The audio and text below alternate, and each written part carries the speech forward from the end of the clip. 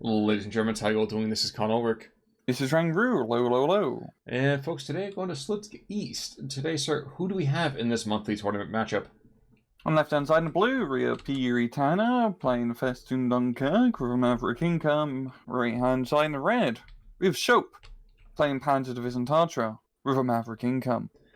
So, Tatra and Festung Dunkirkchen. So, I guess if you match the two of them together, it's going to be kind of a clean fight. You think about it, you got the Soap going into the sea. I don't know, it was working better in my mind, but apparently the dad jokes are strong with this one tonight. Looking at Tanner, I was pretty sure he's the one who brought Dunkirk to our attention last week, wasn't he? I do believe so, so it'll be a pretty interesting matchup. I mean, both sides are pretty similar in terms of equipment and layout here. It's just going to be a whole lot of janky German infantry going at it. Yeah, that's true, but then when you have things like the Jagdkampf, like these guys are, again, shockingly good, I would argue. Yeah, they're very good. Jagd Pioneers, slightly less so, but when was the last time you saw a hunter that needs to bring up, a flamethrower with them to actually be effective? You're gonna have like the barbecue all in one. That's true. I hadn't considered that. You're absolutely right. I have to take that back. Fel Diego's over here, of course, for Tatra, which actually I really, really like, because at that point now Länderschützen aren't worthless. The very, very early 50 mil, German knee mortar. Kind of interesting to see how this all works out. Yeah, we're seeing a pretty offensive maneuver here from Soap up north. He's managed to get onto the hilltop, and he is slowly pushing his infantry here. He's got the cheap light tanks up north as well, or those Panzer 38, as well as the Stug 3E. Where Tanner has a much more of a, well, not surprisingly, defensive position with his Dunkirk force. And if he can just, really for him, just try to maintain the hill south of the river, get some anti-tank on there, some tank destroyers, that'd probably be his best bet to defend a northern town. It probably would be. I'm just watching as the Edkamp Lafette 43 over here pushes back the Stug E, which is something that I didn't quite expect, but that thing, again, it's scary. Yeah, it's pretty much just an autocannon, but you can put it in buildings. It's kind of nuts what it can do. Yeah. I mean, I haven't seen an autocannon that scary since I was playing BattleTech and saw a Hunchback on the field. Oh. Yeah. But P3L's over here. I mean, the Edkamp Lafette over here is good, except for one thing, and that's the punching power. It's really great against those autocannon kind of trucks, but other than that, not really great for a whole lot except panicking people. Yes, and then just taking a look here down south, Soap has been able to, get the far southern position, and it's really, really quiet down south. Neither side really wants that smoke. We got a little bit of skirmishing in the center here, but there's a lot of open ground between either side, and neither side is really all that fast either, so I doubt we'll see anything too crazy here. I'm kind of curious about the three squads of Länderschützen. Are they finally being moved to the front? They are finally being moved to the front. I guess he was waiting for that 76-2 to get pushed back. Yeah. Well, now it's going to be a time for the Panzerbeuters to try to snipe him. I don't see that happening. Oh no, those, never mind. Yeah, I see that happening very much. So apart from that, it's not really that big of a difference. So the Stug is actually being brought in down south to try and get, to, provide the Stug life. True. I'm seeing a very big, okay, there's 100mm that's looking for the IG-33. That should go pretty well. And the Länderschützen all get forced out into the open already. So these guys are, they're already dead men, they just don't know it yet. Yeah, and we're already seeing, pretty heavy investment in artillery from both sides. Soap getting the 100, Tanner's bringing out a 105, and all the support guns he has brought out as well. So I can definitely see this match starting to just turn into your, standard infantry spam slog with artillery just going back and forth, trying to blow everybody up. Which is kind of a shame when you think about it, because there's a lot of fun, little light cavalry maneuvers you might be seeing over here from someone like Soap, with the P-38Ts, or heck, even a couple of P-3Ls kind of sitting over there on the back side of it. Honestly, it's the only time he's going to be able to do it, since he didn't bring anything else other than A phases for his tanks. Yeah. The one advantage here Soap will have is just having a lot of cheap light tanks, and especially with how the terrain is up north. These Panzer 38Ts and 2-3-1s will perform quite effectively. Tanner really doesn't have a whole lot in armor support. He has that Ron Jagdpanther, which could be really scary down south. But he has to, rely on more of the standard Panzer IVs and Stugs, which are great, but they're a little bit risky to bring in towns. So I got distracted by the float plane making a gun run. Wow. Both float planes making gun runs. Actually, these are surprisingly well armored. I kind of don't always pay attention to that, but they have a couple of very, very safe, strong strafing runs in them. Yeah, for 40 points, definitely quite well, and also getting the reconnaissance on the field. He's very clearly have seen his Landerschutzen Ostpostral making its very rest. That's true, but I don't think he's got a whole lot he can really do to stop that. Mm-hmm. Now, of course, the Landerschutzen Führer over here, still not going to be able to kind of go and push everything back necessarily. I would much rather have that Feldjäger move to the south. But hey, you know what? Having a vague sense of control is better than having a gun at your back, I suppose, and it's worthwhile, I suppose. Yeah. And we're also just seeing Sope as well. Like, he has a pretty good offensive force. He has a whole heap of infantry, but there's still just one or two fire support units he cannot deal with. That Panzer IV Tanner has perfect position, great firing lanes. There's no anti-tank in the area to stop him. So, where if he doesn't get too cocky here of how he's moving up, he's pretty much shut down that push with just that tank. Yeah, and I'm wondering if we're going to start to see the 100s start to engage him. There was a theoretical idea for it. Unfortunately, that's one thing with Tatra we don't really tend to talk about very often, is the fact that, like we saw on Tuesday with something like Task Force Butler, not a lot of infantry-based anti-tank. Yeah, it's definitely going to... Well, I don't think it's going to be the worst thing for him, as there's not a whole lot of tanks he has to deal with, but even if this is a small example of the single Panzer IV, it's going to really come down to the Panzer 38Ts to try to... Wow! Goddamn Caster's Curse. Like we were saying, the P-38Ts are actually brutal tanks. They're excellent at dealing with P-3s and P-4s. The technology is insane. Oh, yeah. Oh, ooh, that was good. Oh, that was good. Yeah, that certainly was checked at the door. And we're going to see now 50 mils are going to start to engage the remaining Kriegsmarine infantry back on the town. And I'm wondering, is that going to be enough to flip it now?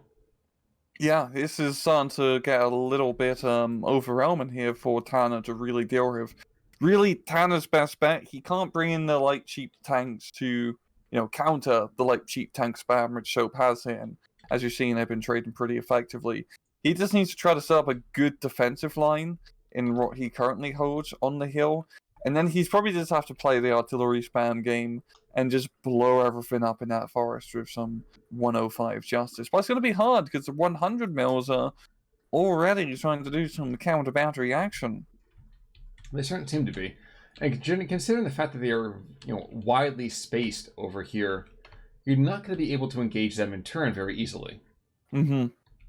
It's good micro, yeah. And he also, I do like Tanner's kept EST KFZ7s nearby, so he can relocate them if need be. And one of them definitely does need to be relocated, I think.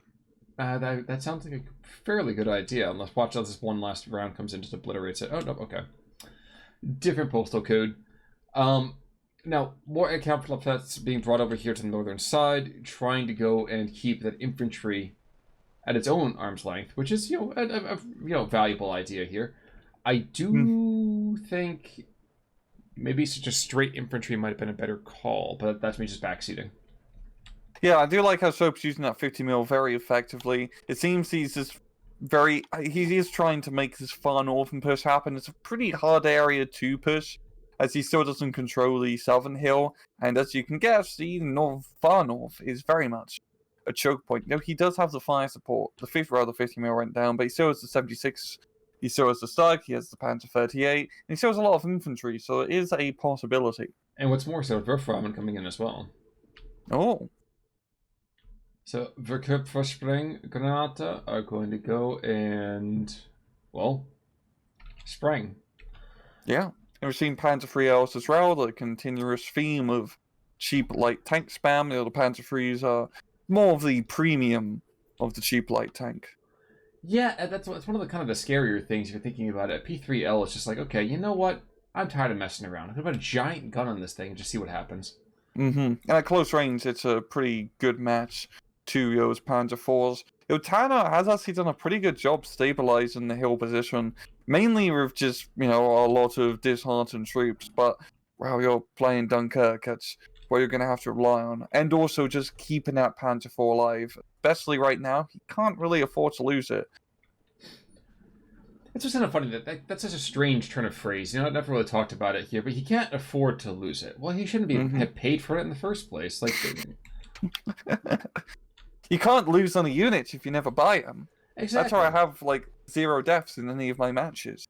Exactly. I don't win a lot, but no one dies. Why would I want to buy the farm? Real estate prices are insane. Yeah. Now we are continuing to see just again loads and loads of material just kind of jamming itself against one another. And I think, did the P4 go down here in the center? Yes, it did. It's a Pack 38 that might be able to kill a lead, took out the lead P3L. Was that that was the officer. Yeah. This is gonna be quite tough here now for Tanner losing the Panzer IV. He just doesn't have the firepower on the front line here. But it's gonna be about whether Soap can realize this. He has an overwhelming force. Well, he has overwhelming fire support. He definitely needs a little bit more infantry if he wants to make his push into the town happen. And he definitely has the opportunity for it. But remember, guys, it is in Phase B right now, and Soap doesn't bring anything past B. He figures he's going to have it. He wash his hands of the whole affair, if you know what I mean, by the end of it. And I don't know. I feel like, yes, Maverick is definitely a division you have to be aggressive with, but I don't know that with things the way that they are right now, I don't see it necessarily. Well, to be fair, he does have that one Jagdpanzer card, but yeah, still in the infantry department, it's going to be pretty even Stevens in terms of its attritional warfare. I think it's really for Soap, if he can keep a lot of his light tanks alive throughout the rest of the match, yeah, it should just give him the upper hand in fire support here in these CQC fights. Oh, I see. You're saying basically, one hand will wash the other. Yes. Got you. Okay. Sounds like a fairly squeaky clean strategy there. We'll see how it pays out, though. I'm sensing a theme here. That's true. You might. There's a certain price on some of the comments that I've made, but that's a different time period. This is not quite that modern of warfare, if you know what I mean. Now that I've thoroughly gotten everyone to stop watching this video, returning to the game. We are seeing the 105s, the 150s over here from Soap start to put down some really, really great fire suppression, especially on the 105. So the SDKFZs that you were talking about before, I feel like at least a couple of those towing materials have been taken out.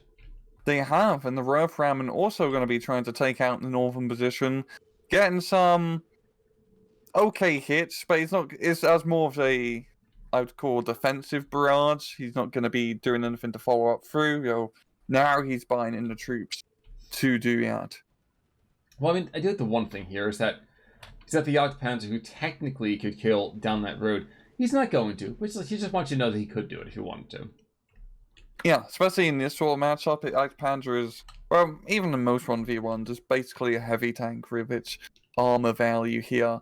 And he can just set them up in these good long-range defensive positions.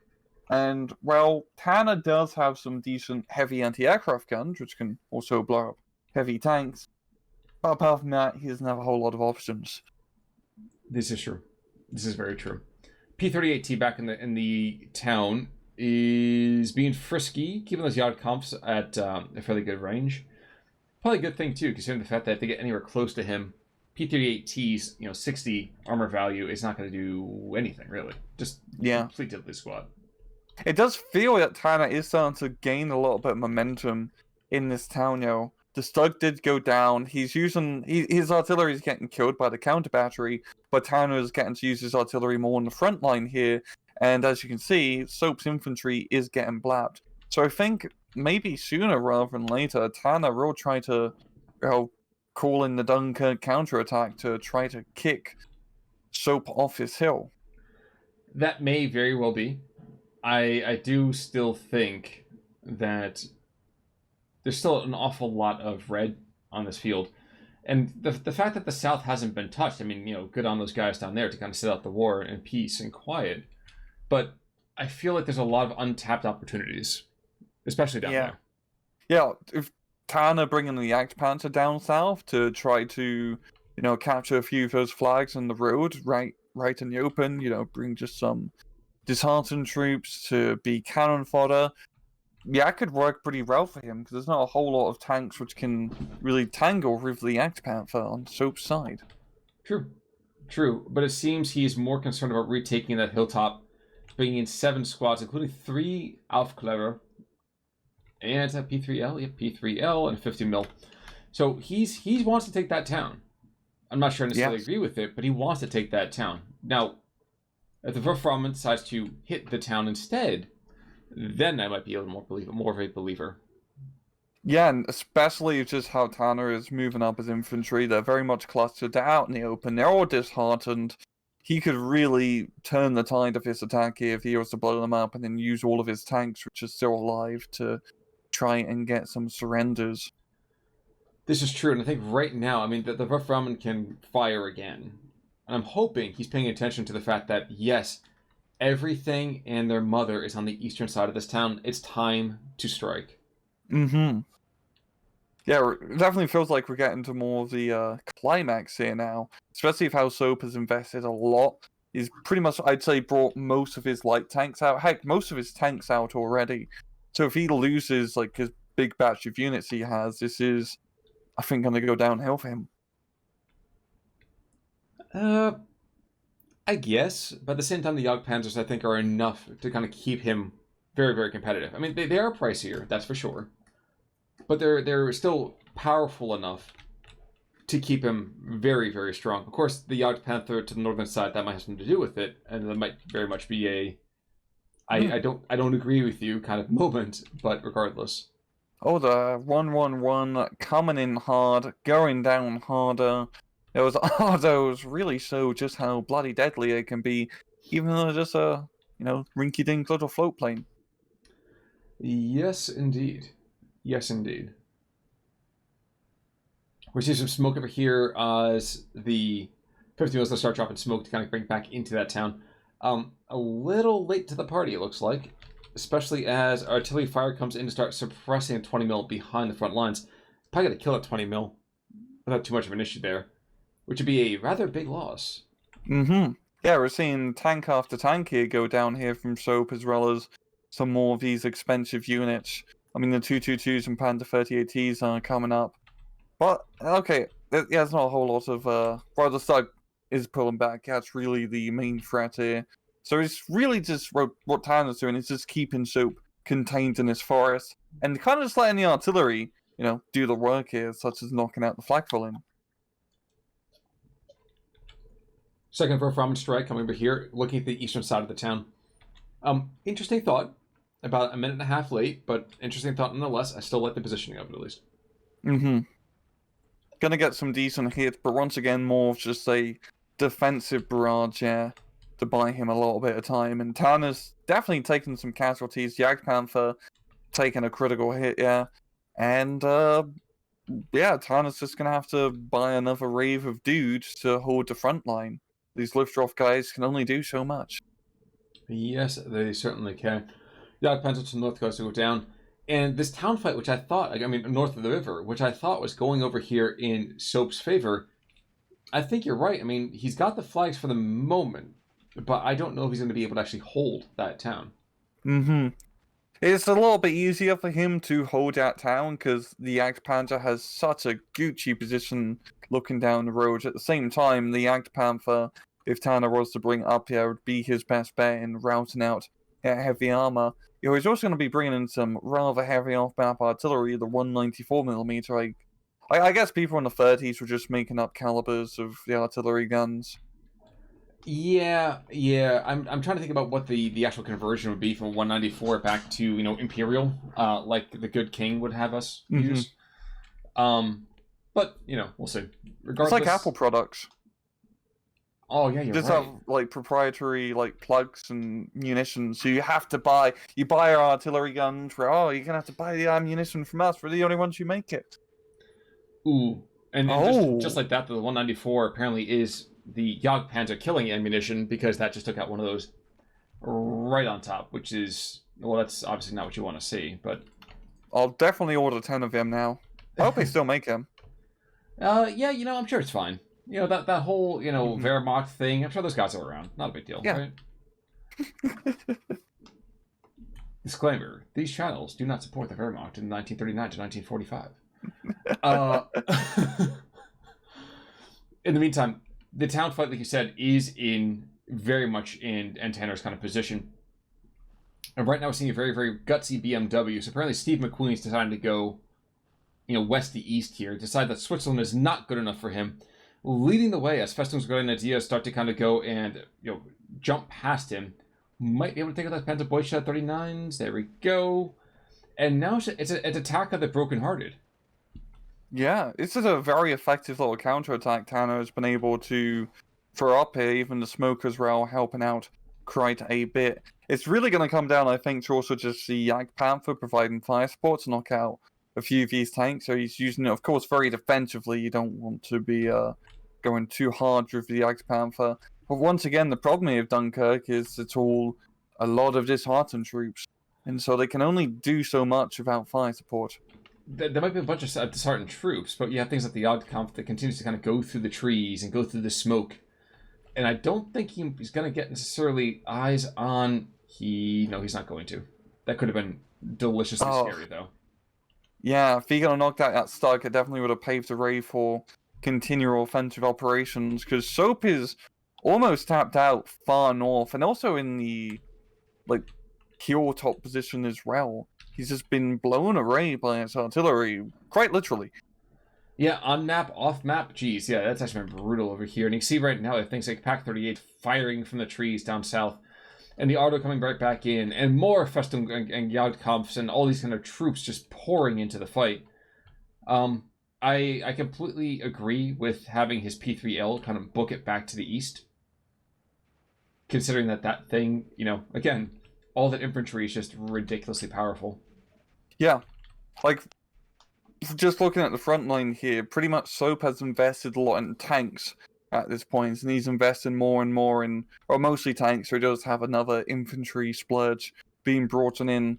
Tanner's quite the opposite. He has a lot of foot sloggers on the field. They've taken heavy casualties, but they've managed to survive just enough, especially just the Jagd camp. They really forget just how deadly his infantry can be, mixed in with the disheartened guys, because once they're getting close, well, they have a Panzer Shrek. They can definitely Shrek those Panzers. Yes, indeed, and the Jagdpanther continues to take out Jagdpanzers. So apparently he's thinking, you know what, you are the cheap imitation, I am the real deal, and he proves it consistently here. And Yes. one thing worth mentioning, the Jagdkampfs don't have anything that can stand against them. Nothing on the field stands against the Jagdkampfs. They are, in my mind, I think they're probably some of the most powerful infantry on either side in this match. 100%. It's mainly just also being able to dislodge these tanks here. Just the terrain really works well to him as advantage. You've seen Soap is already pulling back a lot of his armor because he knows the Jagd camps are coming. They're ready. They're deadly. And that's the thing, isn't it? Is that, you lose a Jagdkampf squad, and it's like, that's fine. I've made all of your tanks fear me for, 200 meters, 300 meters. You still have to retreat. I can do whatever I want to. You have to come to me, which is a great area denial opportunity. And we're seeing Soap is setting up the last line of defense on the little piece of territory he has left on the hill. I think it's really going to come down to Tanner just dropping a lot of artillery to finish off at last position. And I think that there might be one more barrage for the 194. I think. I'm pretty sure there is. I am pretty sure there is. Such a position in the meantime, I think he's realizing, yep, Tanner says, hey, there's nothing there in the middle. Time to attack.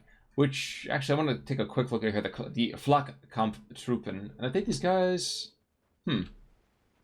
I can't decide whether I like them more or less than Volkssturm. They have a Panzer Shrek. Yeah, I know. That's pretty good for 20 points. Yeah. Yeah, I guess the Volkssturm over here just are not quite up to the same snuff, so to speak.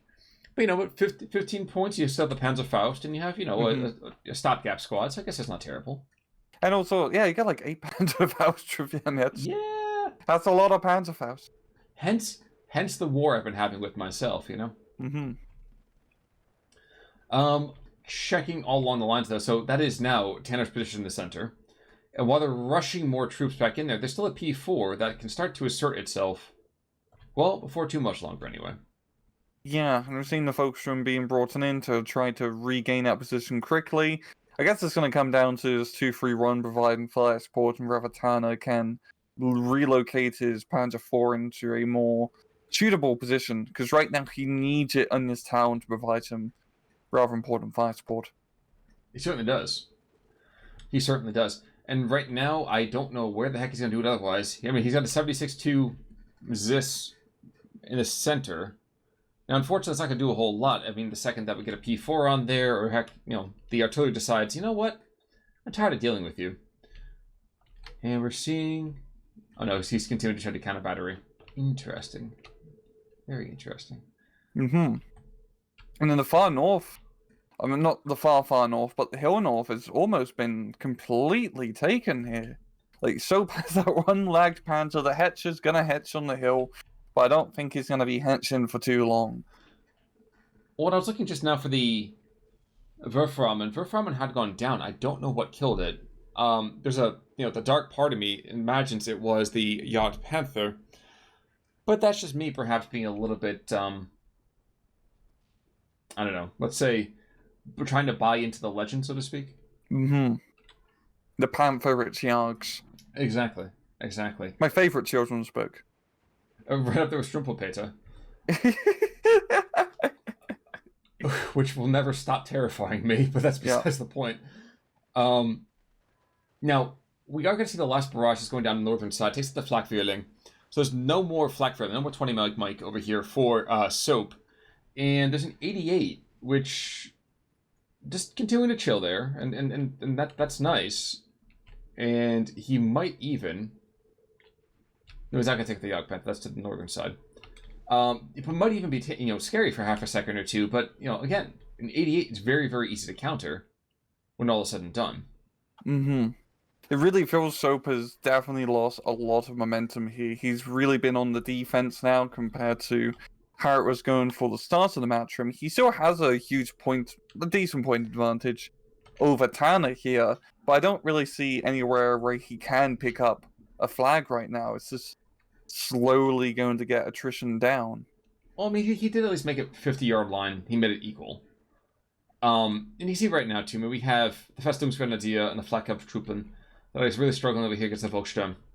And I want to say, yep, P4 is out of position to support that, and the P3L and 231 will be just fine in the meantime. We're also seeing Tanner's routes are going to be open up the far southern front finally, bringing in a heck of a lot of infantry. He's got the recon planes providing, reconnaissance support. And even though he doesn't have a whole lot of fire support to really back up his push, there's not a whole lot of defense for Soap to really throw in to stop his push. Yes, although I will say the Landesschützen Kriegsmarine versus Osttruppen is mildly amusing, because it's like the wet noodle contest from hell. Yeah. But backed up by those French machine guns, this is enough to kind of really make things much less positive. And Tanner's going to flip out flag in the south, which is going to give him that nice little 13-11. So he's doing pretty good, especially opening up that southern flank. That's very much going to overextend Soap in trying to deal with this, because it's not a scary push at all. This is a bunch of disheartened infantry sitting out in the open, but that takes time to kill them still. And that's always the kind of funny thing about this, isn't it? Is that it's just, how annoying can I be? It's like, if you're going to die, you might as well die being an ass. Which is, in my mind, kind of the entire point of disheartened troops. Yeah, they're just, to really get shot at. Yeah. But in this case, because both sides have disheartened troops, it's a pretty even fight. Yeah. I mean, this is like the Battle of Sergeant Pepper's Lonely Hearts. No band, just, bands of brothers being shot back and forth. P-38T down south, though, too. I mean, this is the moment when you're like, a Czech tank might as well be a Tiger. Yes, there's zero anti-tank here to stop him at all. So it's more of just a matter of when does he kill all of his infantry. But once again, it's a lot of bodies he has to go through. Fortunately, he brought over 5,000 rounds of machine gun ammunition. Yeah, but the question continues to be 15-9. How long will it take until he's able to bring it back the other direction? And I don't know that he will. Yeah, I sincerely doubt it at this point. I mean, we've got the IG-33 counter battery and the IG-18 to try to relieve some pressure off his disheartened troops. And we are seeing Soap, try to do one or two final attacks to regain the northern hill, but yeah, he's lost at this point. Those Yad camps are just in such a good position to Shrek anything which crashed on over. That's true, and even more so, I was thinking about the fact that P3 over here in the center, that's down. I'm trying to think about anything he might have left. Because I feel like Soap has, well, he's... I really don't know if we have to... No, I don't even know what he can do at this point. I think he's scrabbling right now, trying hard to maybe get that last little bit out of the bottom of the bottle here, but I don't know if he's got anything left. Yeah, I mean, just notice he's really just, once he's lost all of his light tanks now, it's just that little infantry disparity, not having it. I mean, it's really just the ad camps, I'd say, coming in clutch and winning those infantry fights. Because Soapir didn't really have, like, a whole lot of. He had some Panzer Grenadiers, but we didn't really see much of him. No, we didn't, but we're not going to see them either. He's going to tap out over here. And looking over here, I mean, 1,500, I mean, that seems about right. Yeah, that seems right. Tano is definitely trading very well towards the end. And that's the thing, isn't it? Is that, for the longest time, it's pretty equal back and forth. And then as you get closer and closer to the end, I'm sure we're going to see the Jagdpanzer is going to be a worthwhile unit here. The 155, Henriksen, well done to him. Yeah, actually, the Jagdpanzer doesn't really do that much. The 194, on the other hand, well, that actually did quite a bit. Jagdpanzer, P38T, P3L, bunch of infantry. Yeah, off-map actually won this game. Yeah, it really came down to artillery duel as well, and even though Tanner's artillery was getting blown up more, the time his artillery was alive, it was affecting the front line, which, was pretty important to win matches, apparently. Yes, exactly. So well done either way, though. Yeah. Any final thoughts there, then, sir? No. Well, folks, in that case, then, we are going to wash ourselves of this particular game. Until next time, I'm Con Ulrich. I'm Rangru. Take it easy.